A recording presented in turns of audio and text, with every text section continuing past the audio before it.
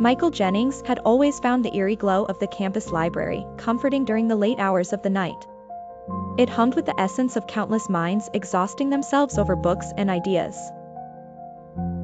But that evening felt different.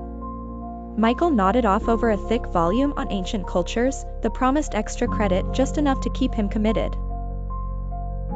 When he awoke, Michael's first sensation was of foreign sheets against his skin and the unfamiliar scent of lavender wafting through the air, too softened by the lace-like curtains.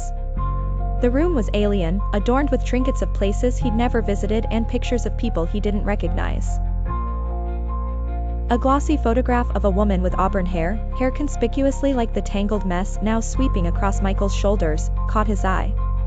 With a heartbeat hammering behind his ribs, he turned to find a mirror. Staggering back at the visage staring at him, Michael saw not himself, a stereotypical lanky college student, but this woman's face, her eyes wide with the same panic he felt inside. He checked again, certain that fatigue roused some delirium, but no, it was her reflection mimicking his every tremor. Everything appeared ephemeral, except the stark reality of his situation. In desperate shock, Michael stumbled out into the world, around a small apartment complex surrounded by an ocean of strangeness. Morning light had barely creased the sky as he found a calendar on the kitchen wall. Today's date circled in red with a single note scrawled beneath it, Michael Jennings, funeral, 2 p.m. Heart pounding like a trapped animal, Michael cradled the realization in numbing disbelief. He rushed into the streets, his thoughts fragmented, struggling to stitch together the sequence of events that could have led to such a horrifying predicament. He knew he needed to see the truth in its rawest form. Shuffling onto the campus grounds felt surreal. The usual hustle of college life undeterred, yet Michael felt like a ghost traversing a life that didn't belong to him anymore. He reached for his phone, now a different model with a password unknown to him, and instead relied on muscle memory to find the way to the cemetery.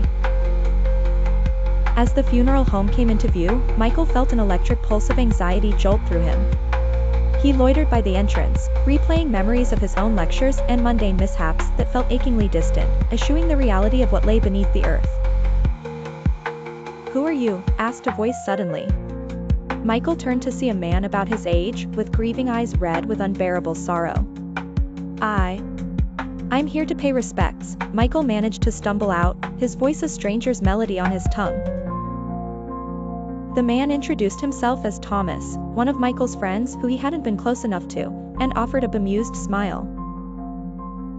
"We all cope differently," Thomas murmured as though the realization that Michael would never again grace the flimsy plastic chairs of their shared classes began seeping into his consciousness.